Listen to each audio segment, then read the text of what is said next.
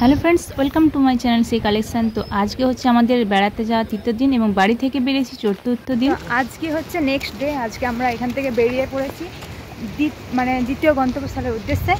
তো চলুন আবার আমাদের জার্নি শুরু হলো এখান থেকে। তো এখন আমরা ঋষিখোলাকে বাই বাই করে আবার আমাদের পরবর্তী গন্তব্যের জন্য এগিয়ে যাচ্ছি। এটাকে আমি খুব মিস করব, এই জায়গাটা আমার খুব পছন্দ হয়েছে। তো সবার প্রথম আমরা চলে এসেছিলাম সিদ্ধিবিনায়ক মন্দিরে। আর এখানে হচ্ছে এই যে এই মন্দিরটা সামনের দিকে যে দুটো মন্দির দেখতে পাচ্ছেন, প্রথমে যে মন্দিরটা দেখতে পাচ্ছেন ওটা ছিল গণেশ মন্দির। ওখানে একটা বড় গণেশের মূর্তি আছে, ভেতরে গিয়ে দেখাবো। আর তাছাড়াও এই সাইডে আরেকটা যে মন্দির আছে ওই মন্দিরটাতে রয়েছে বজরংবলী মূর্তি। তো চলুন ভেতরে যাওয়া যাক।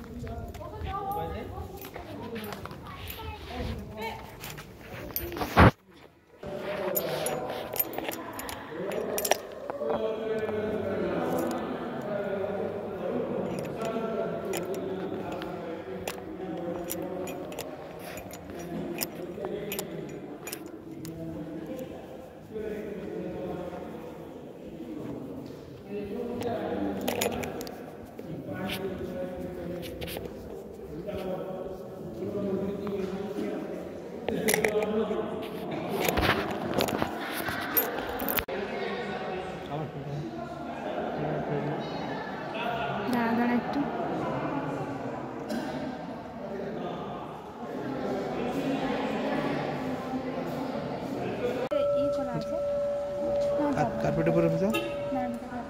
এগুলো যেমন এগুলো হাত পাওয়া যাচ্ছে আর অন্য দড়ি বাঁধা।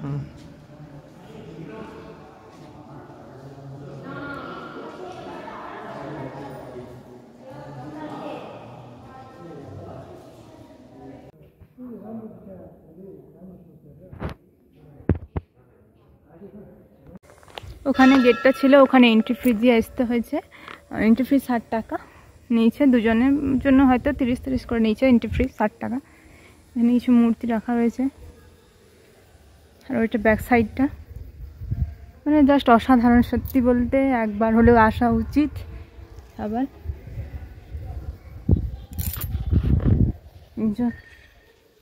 আমার তো আজকে হচ্ছে প্রচণ্ড রোদ উঠেছে আর রোদের দিকে তাকানো যাচ্ছে না। আর গাড়িটা উপরে উঠে গেছে আজকে এখানে কে এমএলএ আসবে বলে। তো সানগ্লাসটা রয়ে গেছে ব্যাগে। এখান থেকে আমরা চলে এসেছি আবার দ্বিতীয় গন্তব্যস্থলে। এই যে এখানে আরিত্রি লেক বলে এটা। এখানে লেক, এই লেকটা ঘুরে দেখার জন্য দেখো। আর একদম রোদটা একদম ফাঁকা, তো একদম সুন্দর লাগছে দেখতে একদম। তো এখানে আসলে বোটে চড়ারও সুবিধা রয়েছে। ওই যে বোটগুলো দাঁড়ানো আছে। এখানটা একটু ঠান্ডা ঠান্ডা আবহাওয়া, কারণ এখানে পুরোটা লেকটাতে জলের জন্য। হ্যাঁ তখন গরম লাগছিল রোদের মধ্যে। হ্যাঁ গাছপালাও আছে, তারপরে এই লেকটা আছে তো ওই জন্য ঠান্ডা ঠান্ডা। পাইন গাছ কত বড় বড়, জানি না ওগুলো কি গাছ, এগুলো পাহাড়ি গাছ, আমি কি করে জানবো বলো। এখানে শুধু বিছাতি গাছে ভর্তি। হ্যাঁ গো বিছাতি গাছ, এই যে দেখছো। এই যে এখানে বোটিং করছে, পায়ে করে করে করে করে করতে আসতে হয়। লেকের ওপরেই করতে হচ্ছে। লেকটা আমাদের ওখানে ঝিলের মতো, শুধু যে পাহাড়ের মাঝে দেখতে একটু জল মানে ঠান্ডা ঠান্ডা আবহাওয়ায় আর কি। রাস্তায় যাওয়ার পথে দেখলাম পাহাড়ের ধাপ কেটে কেটে কিছু জায়গায় যে ধান চাষ করা হয়েছে। আর কিছু দূর যেতে না যেতেই একটু একটু পরেই শুধু ঝর্ণা দেখতে পাচ্ছি আমরা, তাই আমি একটু করে ক্যাপচার করে নিলাম।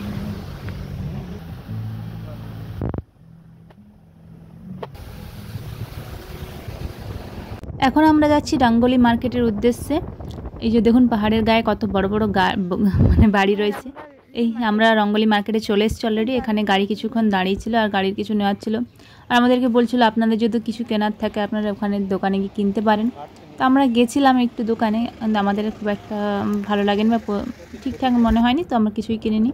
তো আবার ওখান থেকে বেরিয়ে আমরা চলে যাচ্ছি আমাদের পরবর্তী গন্তব্যস্থলের উদ্দেশ্যে। তো আমরা এখন এসে পৌঁছেছি কিউখোলা ফলসে। আর এখানে জিপ লাইনের ব্যবস্থা রয়েছে। না বাবা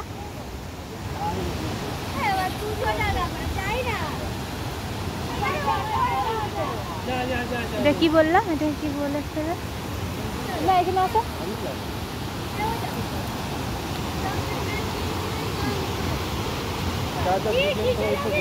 তো কিউ খোলা ফলস থেকে বেরিয়ে আমরা যত ওপর দিকে উঠে যাচ্ছি তত পাহাড়ের মেঘটা যেন ঢেকে আসছে। আর এখন আমরা যেখানে থাকবো নাইট স্টে করবো সেখানে চলে এসেছি। আমরা ছিলাম ফাদাম চেনে, আর দেখুন এখানে কত মেঘ হয়েছে। দেখুন বললাম ওখানে এখন মেঘ উঠছে, এইগুলো মেঘ উঠছে। আসো আসো, এখন একদম উপরে উঠতে হবে, পাহাড়ের উপরে সিঁড়িতে করে যাই, ওপরে যাই। তাদেরটা ঠান্ডা, আমি আর উঠতে পারছি না। চলো, সব মেঘ ঢুকে গেছে তাতে।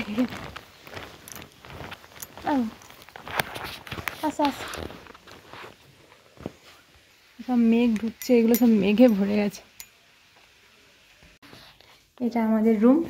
এখানে আসার পর এটা রুমটা এখন সাজানো গোছানো আছে, প্রত্যেকটাতে টাওয়াল একটা করে সোপ দেওয়া থাকছে। বাথরুমটা দেখিয়ে দিই। তো বাথরুমটা দেখুন, এটা একদম নিট অ্যান্ড ক্লিন বাথরুম পাবেন সব কিছুই। এবার ব্যালকনি, এটাতে আবার এক্সট্রা ব্যালকনি আছে। মানে জাস্ট তার একদম মানে কী বলবো, পাহাড়ের ওপরে এখন তো মেঘ ঢুকে আছে, মেঘ ঢুকছে এই যে পুরো পাহাড়ের উপরে, এরপর আর কিছু নেই। হ্যাঁ এই দেখুন কত মেঘ, সামনেই মেঘ, ওই যে মেঘগুলো উঠছে, তাই তো পাহাড়গুলো ঢাকা পড়ে গেছে, এত মেঘ। এতটাই উপরে আমরা, পাহাড়ের উপরে, মানে এরপর আর কিছু নেই। এই যে ব্যালকনিটা। বাস চলুন আমরা এবার ফ্রেশ হয়ে নিই, অনেকটাই লেট হয়ে গেছে, লাঞ্চ করতে হবে, লাঞ্চের টাইমও পেরিয়ে যাচ্ছে। তো চলুন।